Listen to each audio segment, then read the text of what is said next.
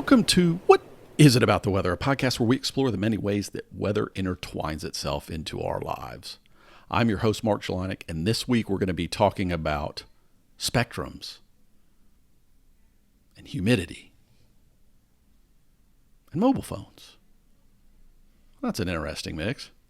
But before we dive into that topic, let's take a moment to talk about, just weather in general.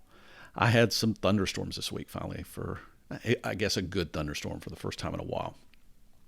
And it was at night, so even though the event wasn't particularly bad around right where I was, there was some distant storms, so I was able to get a good light show.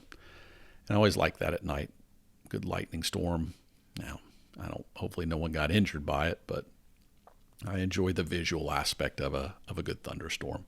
And certainly the noise that comes with it, and it's refreshing. Now, some folks not too far away got the storm a little earlier, still during daylight hours, so there were some great rainbow photos that I saw on social media, but I also had some friends who sent one from a home.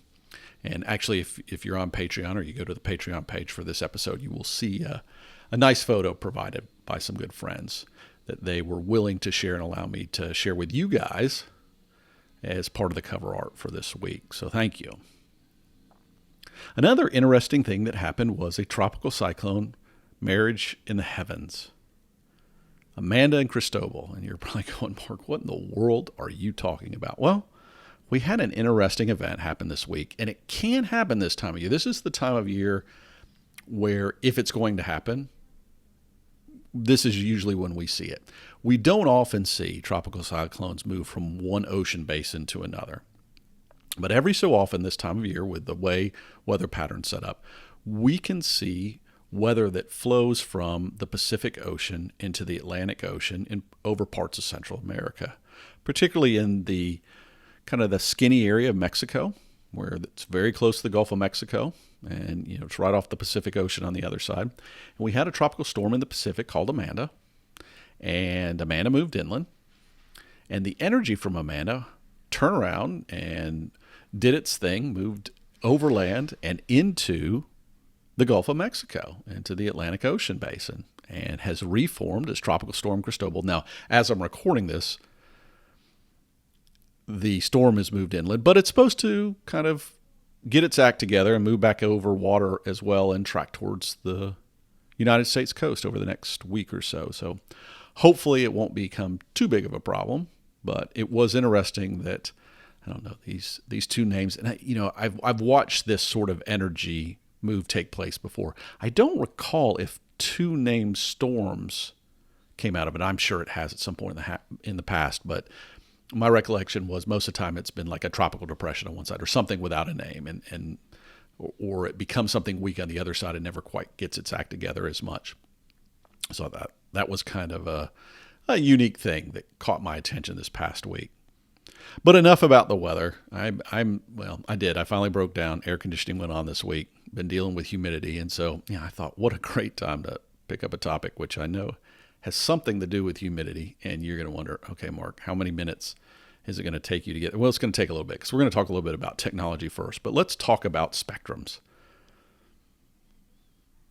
and mobile phones and why 5G, that wonderful new thing everybody's trying to sell it to you, might be ruining your weather forecast. Now, I've talked about mobile phones and the idea of how they could help improve weather forecasting in the past. It's been a few years. But the idea of what these mobile devices could measure for us with so many people carrying them around, it's an upside of their existence. But not uncommon when we deal with new technologies and new ways of trying to enhance these devices that all of us have become dependent on. There's the potential for some negative elements of that. No, I'm not talking about people getting hung up on too much time on social media or whatever it might be. I'm talking about real world ramifications when it comes to, in this case, how we measure a critical element for weather forecasting and the potential to impact that. So let's talk about 5G for a little bit first before we go too far. Now, 5G just acronyms can kind of become confusing, but this one in this case just stands for fifth generation. It's the fifth generation of mobile communication, if you will. So we've all heard, particularly since about the 3G day, 3G, 4G, all these companies sell you different things. But the idea is, at least it provides a standard by which there can be interaction between the different companies, but also a way to compare them more legitimately with one another, and a way to define, a communication method so the different mobile makers can make phones, etc. Now, it's not to say it's always that simple, because it never is. But that's the fundamental idea. And you may have heard 5G mentioned before in your home with Wi-Fi. Completely different thing, right? That's where I get into us technology folks trying to create a standard, but our naming conventions could use some help still. So a few years ago, we all started seeing 5G maybe in your Wi-Fi, router equipment at home. And that's a different thing. That 5G referred to the 5 gigahertz range. And we'll talk more about gigahertz and frequency in a little bit. But just know that it's a whole different G. But let's talk about it from the cellular network, mobile network kind of standpoint, and really what it's supposed to do and why it's such a good thing before we talk about the potential impact on weather. We'll wrap it up in 3 things. Theoretically, it's faster, it's wider, and it's snappier. But think about it this way. Think about a car or any vehicle going down a road. So if it can go faster because the road's in better condition, maybe it's straighter, it's well paved, well maintained, you can get from point A to point B quicker. Same with information, right? Wider. It means not only can you do it, but the person next to you can do it, and the person next to them, and so on and so on. So the more people that can go really fast, again, the more throughput of information from point A to point B. But there's this last piece, and it may be the most important piece, and it has to do, I'm calling it snappier, but it has to do with what we call latency. And when you have high latency, it generally means that you send off a request, and you've got to wait a long time for your answer to come back. And maybe you've seen this before when you're out surfing the internet, right? You type in a website name, and it seems to take forever, but eventually the answer comes back to you, or the website comes back to you. Sometimes it seems like it's not a problem, and other times it seems like it does. Well, sometimes it doesn't matter, but at other times, as you can imagine, it does. Let's say you're doing a web call with somebody, a video meeting like we're all getting used to now. So you're doing that, and if you have high latency, you'll notice it sometimes. Now, the technologies have worked to try to reduce that through some, I want to call it some Wizard of Oz stuff behind the scenes, where they make it feel like it's more real time, even though you have some latency. But we will have all seen it. I was part of a webinar this week where I watched, and some of the hosts, it was very quick when they'd hand it off from one host to the other, whereas others, that host seemed to sit there, the one that it had been transferred to, for 10 seconds before they responded and started their communication. And that's because they were still receiving their intro to start speaking. Well, that's not a real smooth thing. So what 5G is going to give us is a way to improve upon that, and improve upon it with our mobile phones. This, in theory, allows us to basically do everything we see at our best when we've got these traditional hardwired networks in the palm of our hand. And it's going to provide, in theory, again, real opportunity for that mobile device you carry to replace all the other methods that you've used in the past. Videos we've gotten used to them being faster and faster on our mobile devices. You won't notice the difference between that and maybe when you're used to streaming it at home. Doing things like virtual reality and augmented reality, doing things like these video conferences, not running into any challenges where we're either having to wait for things to buffer or there's too much of a lag in the communication. There's nothing more distracting when you're trying to have an important conversation and you're waiting for your words to reach someone else so that they can respond. It can get annoying. But just imagine if all that went away, right? Imagine the idea that you send off, you need some big computation done, and you're asking, the request is coming from your phone, but it's going to cloud computing, and the interaction with that cloud computing is so fast and it's on such a broad highway with such fast speeds, but that there's no lag between the request and the processing and back to you, that it almost feels like you're doing it on your phone. You know, we're used to that now, where we're all doing these things, whether it's interacting with a bank, whether it's ordering, stuff online, whatever it might be. We've gotten used to those transactions, and sometimes we see these big delays, and it can be frustrating. But if you no longer have a sense of that, it's going to transform our ability to do certain things technology-wise that require that real-time response. Whether it's autonomous cars out in the world or autonomous vehicles of any type. If there's no lag, there's no wait for this vast amount of information that might need to go back and forth, we'll be able to achieve things with technology that we just haven't been able to do up to this point. So that's great. All that sounds wonderful, doesn't it? But what's this got to do with spectrums? And what does this have to do with weather? Well, very simply put, let's talk about spectrums for a minute. Just make sure that I'm on the same page as everybody else out there. And let's use that rainbow example. I talked about rainbows. We're all used to the rainbow spectrum, purple on one side, red on the other. Now, as most of us know, on the other side of that purple visible light, the visible spectrum is actually very small from what we know in our understanding of electromagnetic spectrum. We've got ultraviolet, for instance, on the other side, right? Not good stuff. Well, it's important, but it can also be dangerous to us. Burns things really well. And on the other side, we have infrared, right? And we'll talk a little bit more about infrared when it comes to the weather component, but we know we have these non-visible components on the other side. And this spectrum is really defined and is a measure of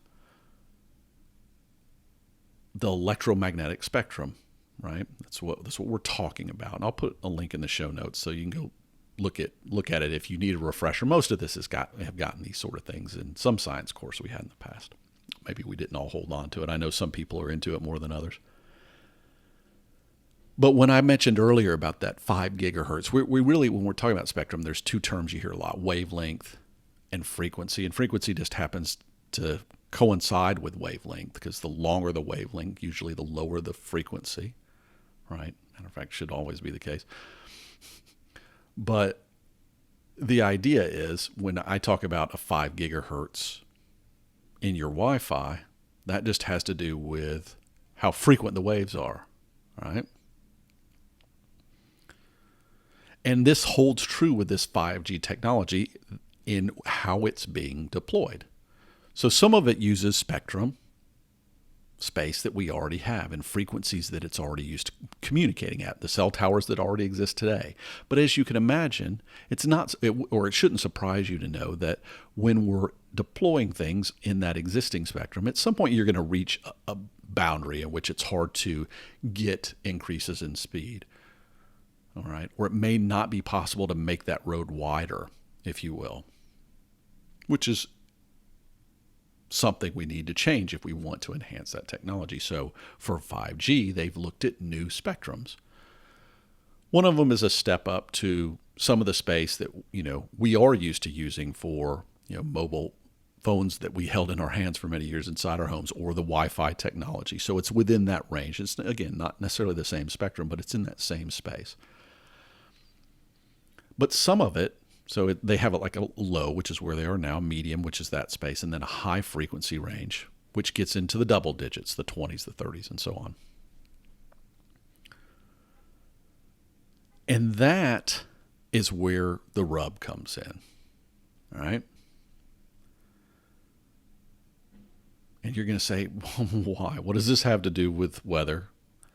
Or more specifically, what does it have to do with measuring weather? All right. High frequencies, better for this 5G technology. It does have some limits. Usually the higher the frequency you go, the harder it is for that wave to transfer anything inside a building. So you may not see it as much for the use inside your home, or going from outside to inside, but communicating from point A to point B in line of sight, it's going to be great. Again, send vast amounts of information. That's why you would think about it from, one tower to another, or between your mobile device and the tower on the outside.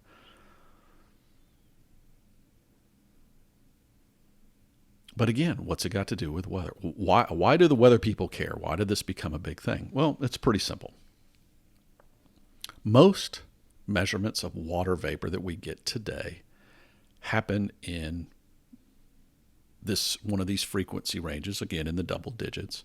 It's where most of the satellites that gather that information for us, it's in one of these frequencies, because that happens to be where water vapor shows up in the spectrum, right?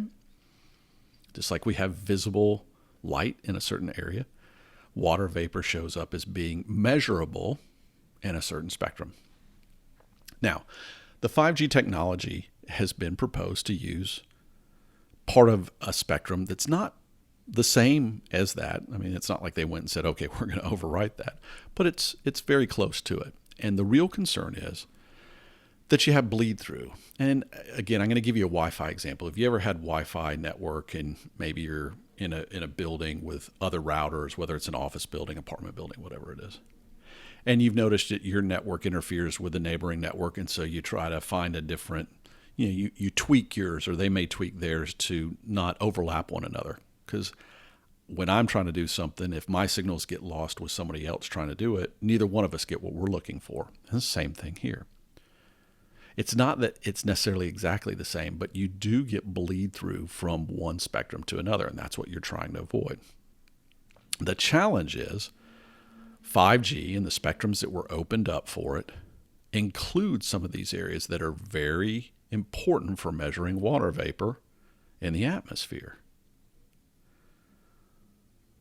So you're going to say to me, okay, why does it matter? Why is it that important? Well, it's kind of critical. Just think, if I couldn't measure the humidity in the atmosphere, how much your weather forecast might be impacted. You're going to say, well, but you got the temperature, you know those things, the wind speed. Yeah, oh, great. Okay, great. That's fine and dandy. But as I, turned on the air conditioning this week, and I could tell instantaneously from when that cranked on almost, how the humidity level started to change. But just think about all the things we do. You ever try to do something that when it's nice and dry out, you may be building something or cooking something or whatever it is, it comes out perfectly, and then you try to do it again when it's humid and it's just a hot mess. Well, that's true, right, of many things. And it impacts us in what may seem like trivial things like that. But we've talked about it before, about the stress it causes on your body when you're outside, in the summertime trying to do anything when it's particularly humid versus when it's dry. And it's not just the things we do as individuals. I mean, tropical cyclone forecasting, classic example of that. One of the things we always are looking for is something we call dry air intrusion, because it can help dissipate a tropical cyclone or have a big impact on the strength or intensity of how much moisture is available to feed that tropical cyclone. And if I can't get an accurate measurement of that, then my forecasting is going to be impacted. So it's a real deal. It's a real potential problem. And as the analysis of this was going on over the past, year and a half or so, different agencies have been looking to the potential impact.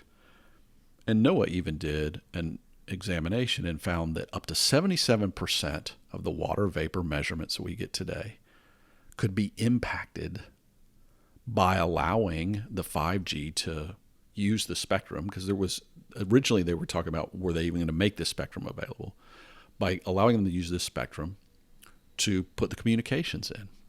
Because what you got to keep in mind is when you're doing a measurement, you're looking for something in that space. And if there's communications or information, if you will, our information is flowing, but it's an electromagnetic signal. So if it's flowing in this other spectrum and bleeding over, there's the potential to really impact the measurement. And if I can't accurately tell you how much water vapor there is in the air, it's not just about you at a particular point in time. That's going to impact the ability to forecast down the road, whether it's something as simple as your daily forecast or whether it's something as potentially life-altering as tropical cyclone forecast and lead time on those forecasts.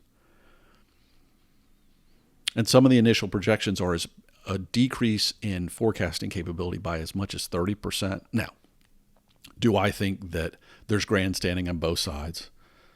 Do I think that's an extreme end of the spectrum, if you will, of how bad things get? Sure. Do I think it's going to get that bad? No.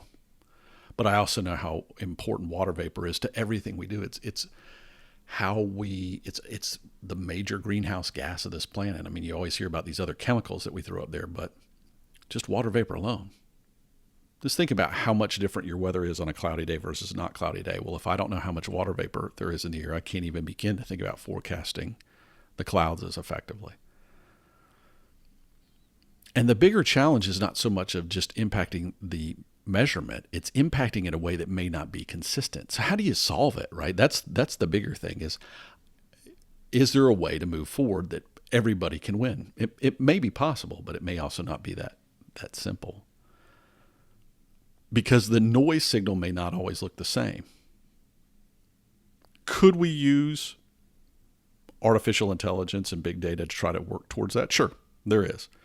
But it's still going to require being able to find a repeatable signal. And maybe you can by times of day. You know that there's going to be more or less information going on in that bleed over. It's possible. I even saw a write-up of a suggestion that maybe they would turn off 5G as the satellites passed overhead. Now, there's a lot of satellites, so I don't know how feasible that is, because most of what we're talking about, we still get off polar orbiting satellites, which don't stay in a single position in the sky.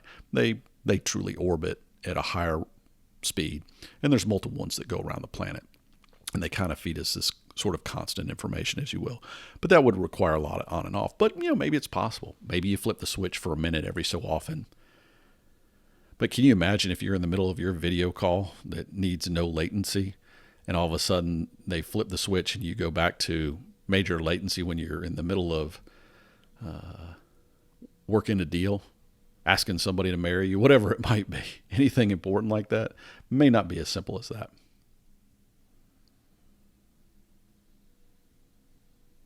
But water vapor is critical, just like temperature. If I can't measure that, it will impact the forecast. How much? I don't know. Time will tell. Is it going to be as bad as some of the studies? I hope not. Do I think it will be? Probably not. But I also saw a headline written that said that 5G won't ruin your weather forecast. Well, that's naive. That was a very bad headline, because if you read the article, they acknowledged that it might. The answer is we don't know. And the reality is they've talked about making the potential risk being reined in about 7 years. I think I'm going to probably misguess the year because I don't have that in front of me, but it was like 2027 that they were going to say, okay, we're going to make the potential for bleed more stringent, so it's less likely to have an impact. Well, we never go back, do we? We always move forward. So I'd like to think that that'll happen, but I also know that there's a long time between point A and point B. And I hope 5G works. I mean, I think the potential, the technology part of me just loves the idea of 5G and what it can do for us. But the weather side of me does have real concerns about the potential for impacting forecast quality. Hopefully we'll figure out a way to deal with it that everybody can live with. But for now, the agreement that's been put forward and was agreed upon in the fall, an international body got together. It was a placeholder. I'm sure both sides weren't happy. I know the weather side wasn't happy. I'm sure the people deploying 5G don't like the constraints that are being put on them. But life's always that way, right? It's never about simple things. We'll see where this goes. I hope the impacts are not as drastic as they're being proposed, because I don't know anybody out there who really wants a weather forecast as bad as they were. The comparison was the quality of weather forecast in 1980. I know people listen to this that weren't even born in 1980, so you don't even know what the difference would be. But for those of us who can think back 30 plus years ago, almost 40 years ago, and think about the quality of the weather forecast and how much they've changed over time. Just think about all the things we do today that have become more and more dependent on being able to know a certain amount about the weather that we didn't used to be able to forecast well. So let's hope it doesn't get there, and let's hope we can move forward and find a spectrum solution that everybody can live with. Now, I had somebody ask, why are rainbows curved? This is not a new question to me, and I never give a good answer. So I'm going to put a thing in the show notes about that. So for all of you who haven't had enough spectrums, if you want to read about why rainbows are curved, you can go do that. But the short answer is we tend to think in straight lines in 2D space, but much of what we do is in 3D. So go take a look at that. Get into them. Now, before I close out and say goodbye, let me remind you about the Patreon tax. Thanks again for all of you who are supporting the podcast. Patreon.com/weather. I think that's what the link is. I guess I should confirm that again. I'll type that in while I'm doing this here. Patreon.com/weather. It's always good when I put something in the podcast and then after the fact, I'm trying to remember if that's the case. But nonetheless, they are doing the sales tax change. That will happen starting July 1st, but that's just a quick reminder. Yes, patreon.com/weather is indeed where the forecast is, and you can find that rainbow picture that I mentioned. You can always get me, whatisabouttheweather@gmail.com. You can follow me individually, Mark_Jelinek at Twitter. That's, good ways to watch out what I'm doing, stay in touch. Give me feedback, give me show ideas, whatever you want to ask a question. You can ask a question about rainbows, and I may defer you or punt, or I may, bring it up in the podcast. Who knows? But I like interacting with you guys, so don't hesitate to reach out. So until next time, let us all remember there's much more to weather than the weather itself.